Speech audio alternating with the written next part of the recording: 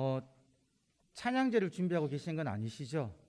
오늘 그 찬양을 듣는데 찬양제 지금 나가서 드리면 딱 좋을 만한 아주 너무 귀한 찬양이었습니다. 나의 삶의 목자 되신 주님을 늘 찬양하시는 우리가 되기를 간절히 소망합니다. 제가 오늘 아침에 약간 기침이 좀 나서요. 아직 그 새벽에 기침이 나서 좀 이렇게 챙기지를 못해가지고 제가 마스크를 쓰고 설교하시는 걸 좀 양해해 주시면 감사드리겠습니다. 저희 설교 전에 우리 신앙을 고백하며 함께 말씀을 듣도록 하겠습니다. 우리 다 같이 한번 우리의 믿음을 또 우리의 삶의 목표를 함께 고백하시겠습니다. 시작. 하나님이 세상을 창조하셨습니다. 하나님이 내 인생의 주인이십니다. 나는 하나님이 아니라 나를 내 인생의 주인으로 삼고 죄를 지었습니다. 그러나 십자가 위에서 죽으시고 부활하신 예수 그리스도를 통해 하나님은 나의 죄를 용서하시고 나를 의롭다고 하셨습니다. 나는 하나님이 택하시고 사랑하시는 하나님의 자녀가 되었습니다. 내 인생의 목적은 하나님을 영화롭게 하는 것입니다. 내 인생의 목적은 예수 그리스도를 닮아가는 것입니다. 내 인생의 목적은 하나님 나라 백성으로 살아가는 것입니다. 내 인생의 목적은 세상의 빛과 소금으로 그리스도의 충만한 복을 전하며 사는 것입니다. 아멘. 이러한 삶을 살아내기를 또 이 시간 한번 함께 결단하였습니다. 오늘 말씀을 드릴 때 여러분 7절 말씀을 보면 그렇게 이야기하고 있습니다. 7절 말씀에 귀 있는 자는 성령이 교회들에게 하시는 말씀을 들으라 이렇게 이제 이야기하고 있는데요. 여러분 이 시간 성령 하나님께서 우리 영동교회에 또 우리 영동교회 성도님 한 분 한 분들에게 이 아침에 하나님의 말씀을 주실 줄 믿습니다. 우리 성도님들께서 우리 마음의 문을 여시고 귀를 열어 하나님이 오늘 이 아침에 나에게 무엇이라고 말씀하시는지를 들으시고 또 감동되시는 그 말씀으로 또 한 주 살아가시는 은혜가 있기를 간절히 축원합니다. 오늘 말씀을 보게 되면은 에베소 교회의 사자에게 말하기를 이제 에베소 교회의 사자에게 쓰는 그 내용이다라고 이제 이야기하고 있는데요. 여러분이 에베소 교회가 어떤 교회인지를 잠시 한번 보면 좋겠는데요. 에베소 교회는 사도 바울이 3차 전도 여행 기간 동안 한 2년 반이라는 그 긴 기간 동안 목회하였던 교회고요. 그리고 사도 바울이 떠나고 난 다음에는 그의 영적인 아들인 디모데에게 그 교회를 맡겼고요. 그리고 성경에는 그렇게 기록되지 않았지만 그 교회의 전승에 따르면 여러분 사도 요한도 이 에베소 교회에서 목회를 했다라는 거예요. 참 우리가 보기에 아주 훌륭한 그런 목회자들이 이 에베소 교회를 거쳐갔다는 겁니다. 또 여러분 에베소서를 보게 되면 사도 바울이 그렇게 이야기합니다.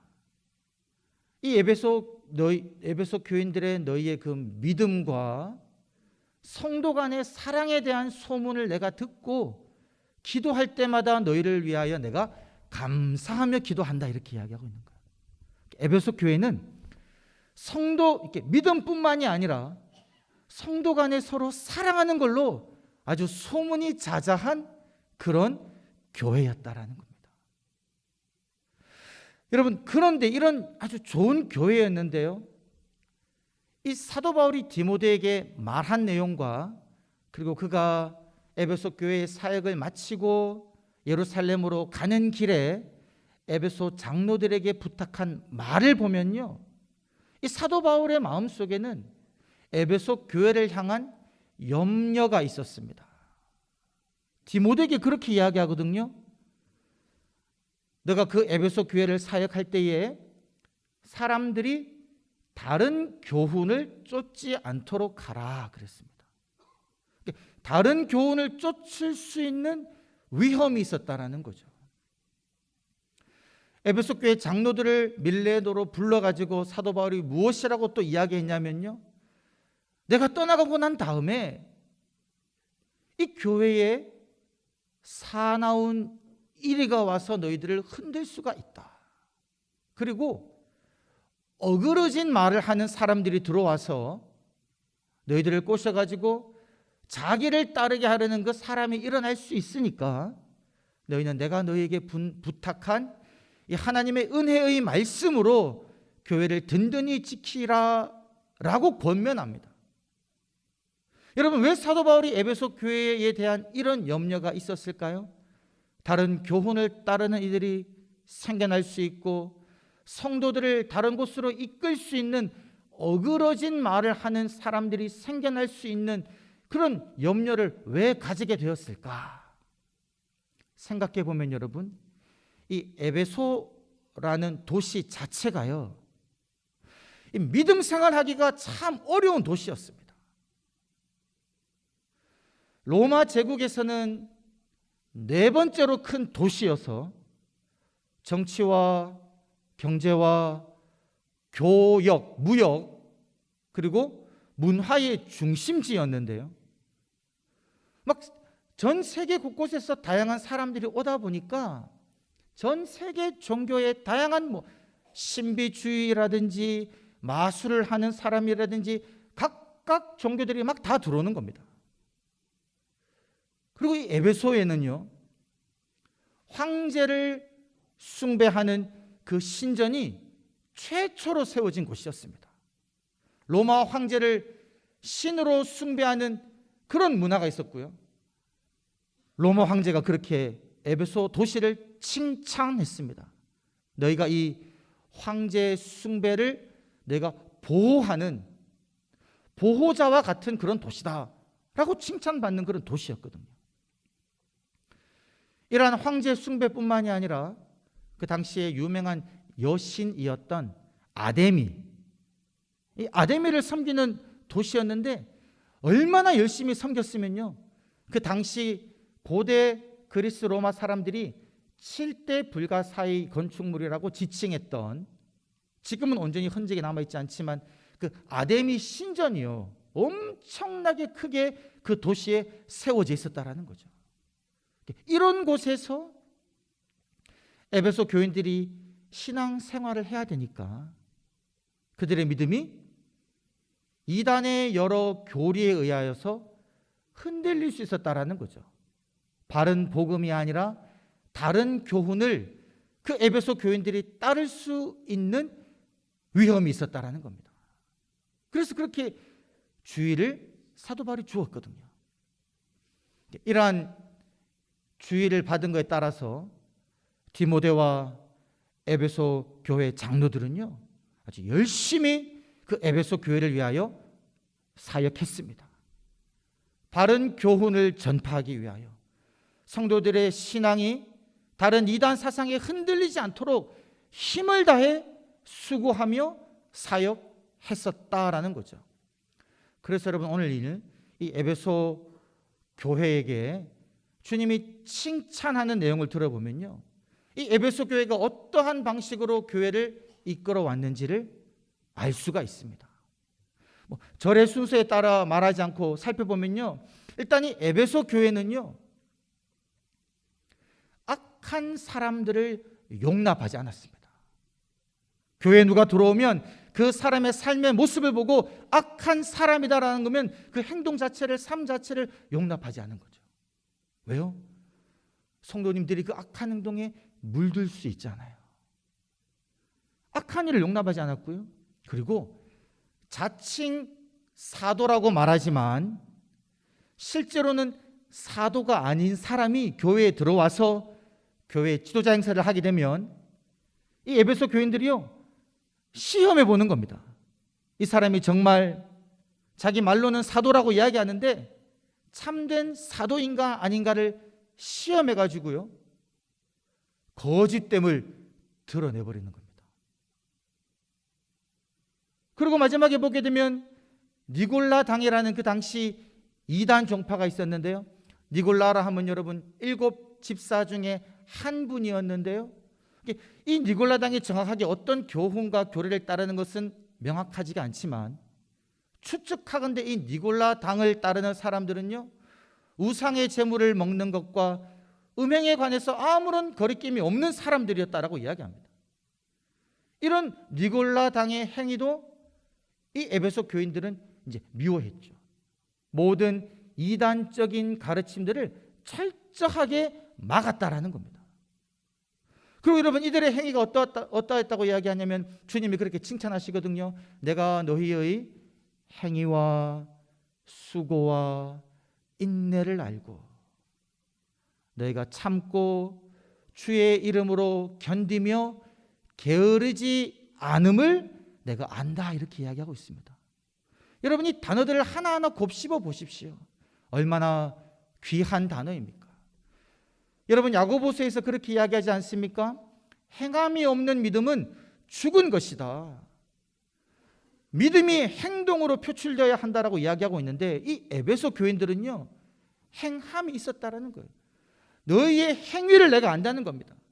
행함이 있었고 주를 위하여 수고하며 인내함으로 견딘다라는 거죠.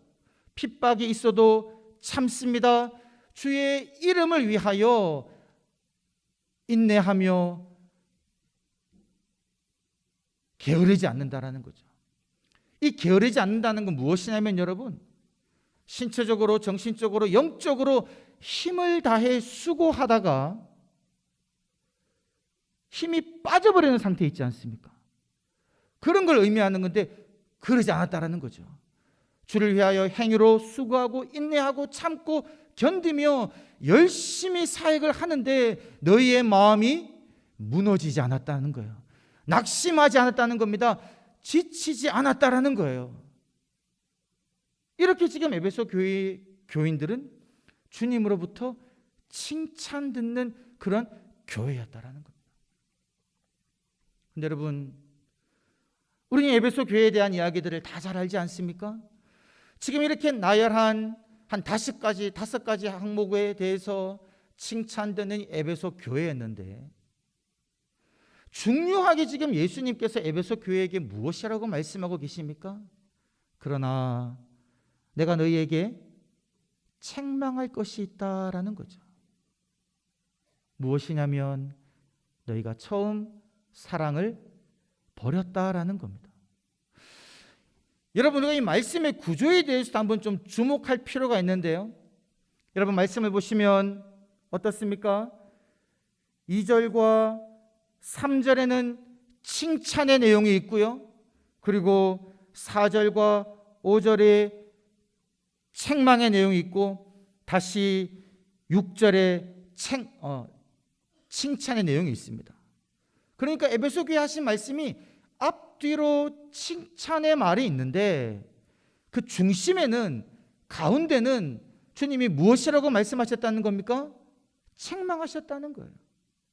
이 교회의 겉으로 보기에는 하나님께서 그들의 행동을 보시면서 칭찬할 것으로 가득 차 있는데 그 핵심적인 중심이 지금 주님 마음에 들지 않은 아파한다는 겁니다. 왜요? 처음 사랑을 버렸기 때문에 그러하다라는 겁니다. 여러분, 오늘 말씀을 보게 되면요, 이 처음 사랑을 버렸다라는 표현, 버렸다, 여러분, 처음 사랑을 잊어버렸다라는 게 아니에요. 내가 열심히 사역을 하다 보니까 나도 모르게 그만 깜빡 처음 사랑을 내가 잊어버렸네, 이게 아니라는 거예요. 버렸다라는 겁니다. 이 버렸다라는 단어는 행위의 주체자가 내가 의도성을 가지고, 목적성을 가지고 처음 사랑은 필요 없다라고 생각해서 잠시 저리 멀리 제껴둔다는 거예요.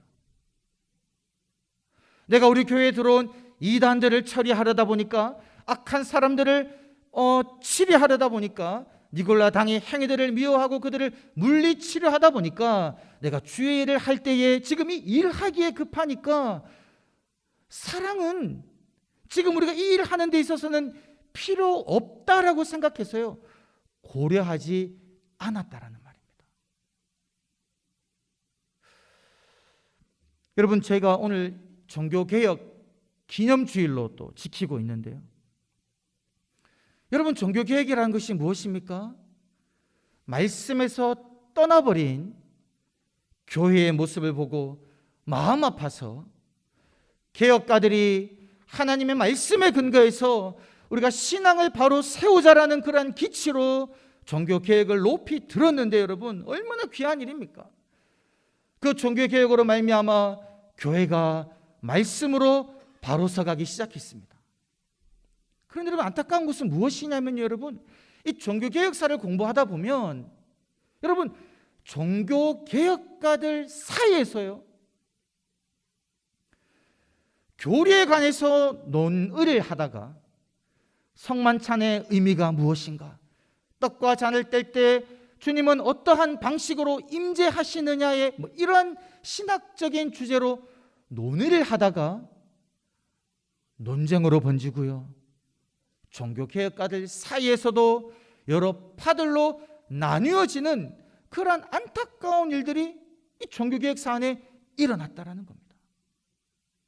교리를 바로 세우려는 목적으로 힘을 다해 수고했는데 무엇을 놓쳐버렸냐면 여러분, 교리를 지키려다가 사랑을 놓쳐버렸다라는 거예요. 여러분, 저희가 일제시대 때 저희 통합 측은 저희가 존경하는 목사님들이 신사참배를 하는 그런 잘못을 범했습니다. 다 인정하셨죠. 근데 여러분, 너무나도 귀하게도 그때 신사참배하지 않으신 분들도 있었어요. 믿음을 지키고 순교까지 가신 분들이 있었죠. 얼마나 귀한지 말로 다 할 수 없습니다. 그러나 여러분, 해방이 되고 이 한국 교회 안에 어떠한 일이 있었냐면요, 신사참배를 하지 않은 이들이 신사참배한 이들과는 함께 예배를 드릴 수가 없다고 해서 교회가 갈라져 버렸다는 거예요. 그 신사참배하는 이들에 대한 용납과 용서의 마음, 품는 마음이 없었다라는 겁니다. 바른 믿음을 지키기 위하여, 교리를 수호하기 위하여 가장 중요한 사랑을 버린 모습들이 우리 한국 교회 가운데 있었다라는 거죠. 여러분, 우리가 고린도전서 13장 말씀을 너무나도 다 잘 알고 있지 않습니까? 내가 사람의 방언과 천사의 말을 할지라도 사랑이 없으면 그것은 소리나는 꽹과리와 울리는 꽹과리가 되고, 소리나는 구리와 울리는 꽹과리가 되고, 내가 예언하는 능력이 있어서 모든 지혜와 모든 비밀과 지식을 알고 또 산을 옮길 만한 믿음이 있다고 해도요, 사랑이 없으면 내가 아무것도 아니고, 또 내가 내게 있는 모든 것으로 구제하고 내 몸을 불사르게 내어준다고 할지라도 사랑이 없으면 내게 아무 유익이 없다라고 이야기하거든요. 여러분, 나열된 그 행동들을 한번 하나하나 곱씹어 보십시오.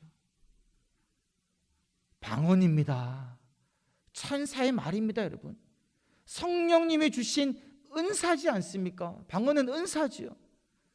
하늘의 천상의 천사들의 말을 하면 얼마나 아름답겠습니까? 근데 사랑이 없는 방언은요, 사랑이 없는 천사의 말은 시끄럽게 울리고 소리나는 그런 종과 꽹과리와 같다라는 거예요.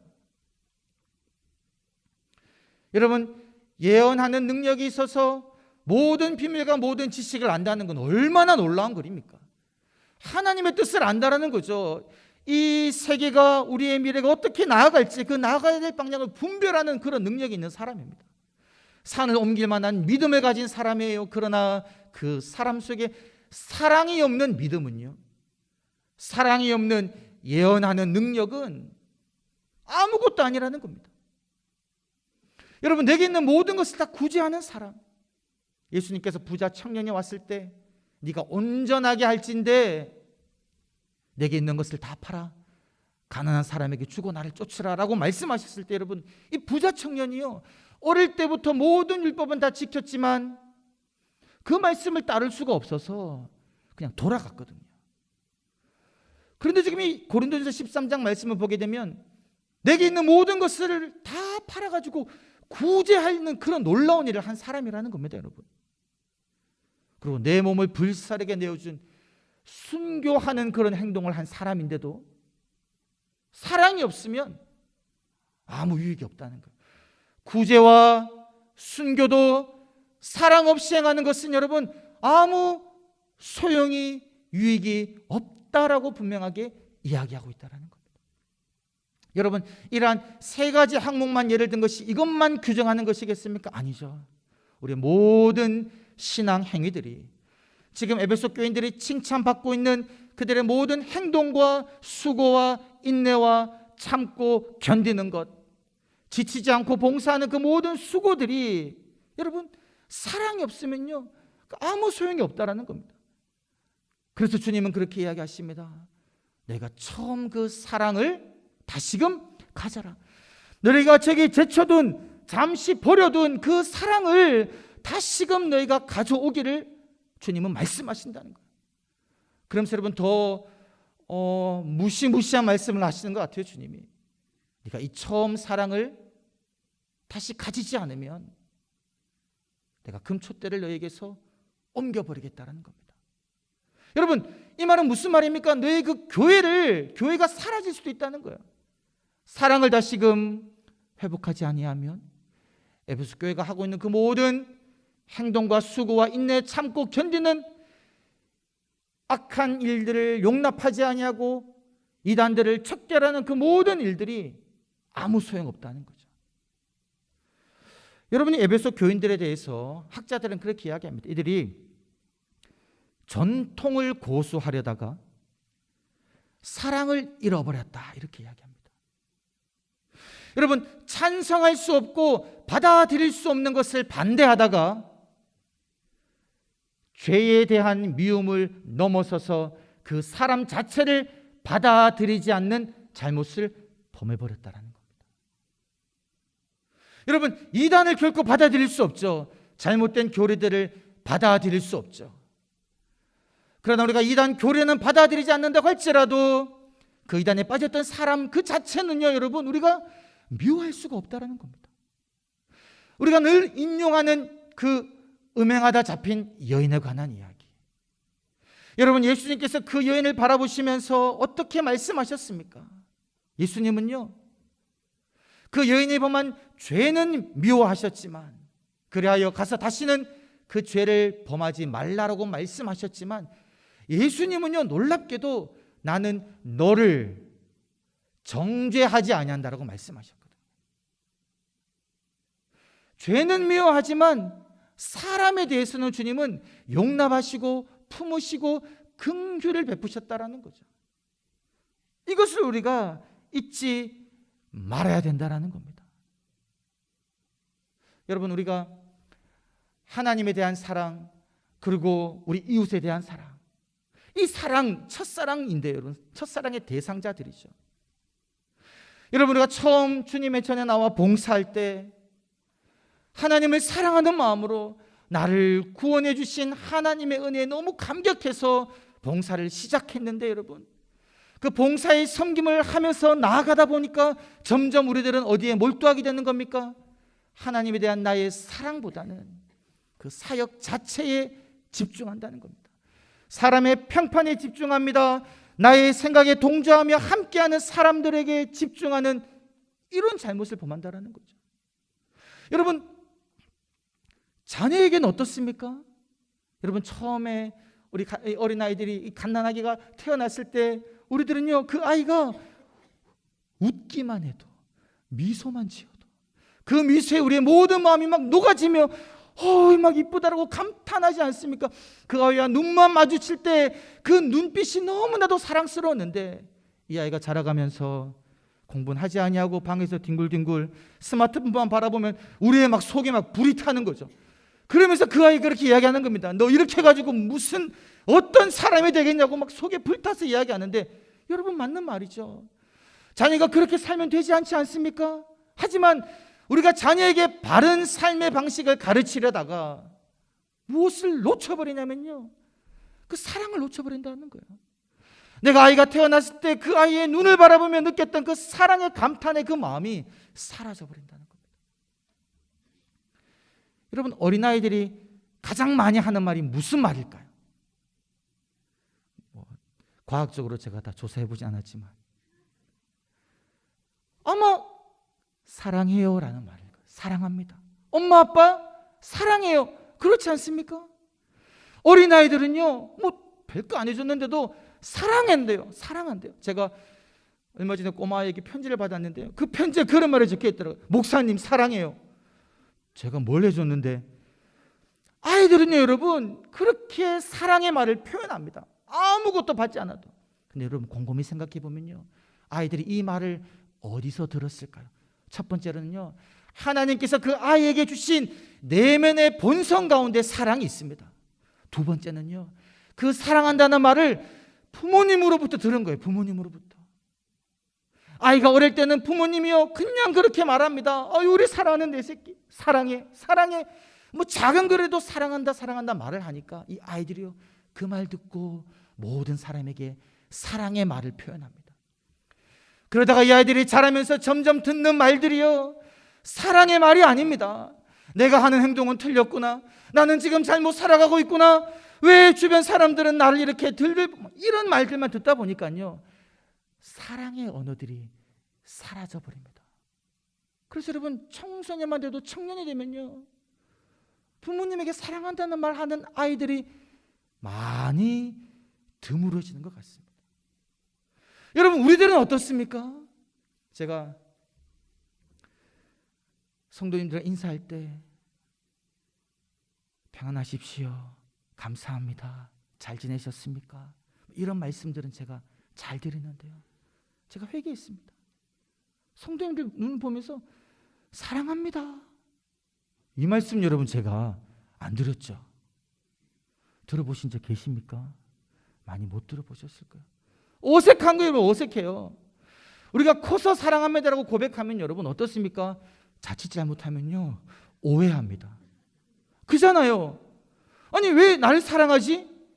이미 사랑에 대한 우리의 생각 자체가 오염돼 버린 거예요. 어색하니까 그 말을 잘 못합니다. 여러분 처음 사랑을 우리가 잊어버린 부분도 있고요, 살아가면서 우리에게 필요한 것은 사랑이 아니라 여긴다는 거예요. 여러분 우리가 이 오염된 사랑의 언어가 아니라 그냥 존재 자체로 사랑한다는 말을 할 수 있어야 된다는 거죠. 그래서 여러분 제가 한번 준비해 봤습니다. 오늘 가족끼리 앉으신 분들 한번 여러분 서로 한번 얼굴을 바라보시고요, 우리 뭐 같이 사회 가신 분들은 좋을 것 같아요. 옆에 계신 분을 잘 아시거나 어색하지 않은 분들은 그냥 한번 쳐다보시면서 눈을 한번 쳐다보십시오. 눈을 한번 쳐다보십시오. 여러분 뭐 그냥 어색한 분들은 괜찮아요. 그러나 가족분들, 아는 분들은 한번 눈을 한번 쳐다보시면서 당신의 존재 자체로 사랑합니다 한번 해보십시오. 여러분 당신의 존재 자체로 여러분 눈을 한번 쳐다보시면서, 너가 뭐 잘해서 이쁘다는 게 아니라 당신의 존재 자체로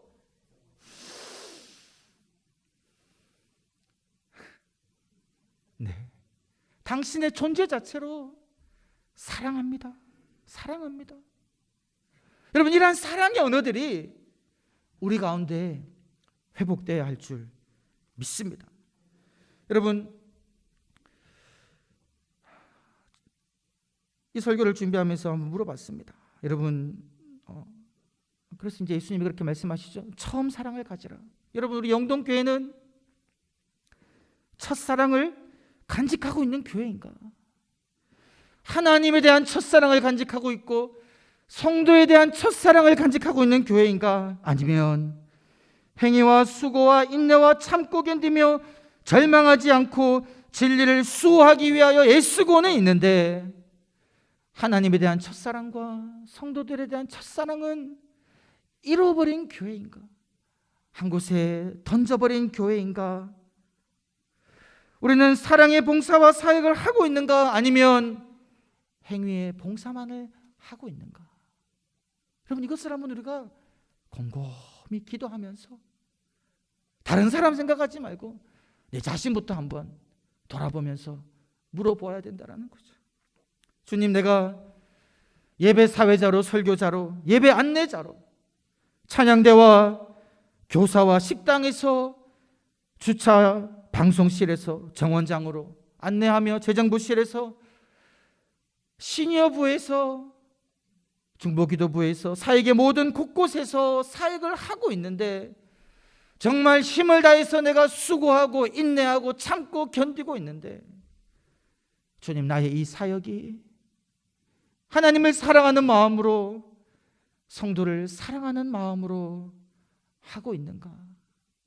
아니면 그 사랑의 행위는 제쳐두고 옳게 하려고 바르게 하려고 규정되고 하려고만 애쓰고 힘쓰고 있는가?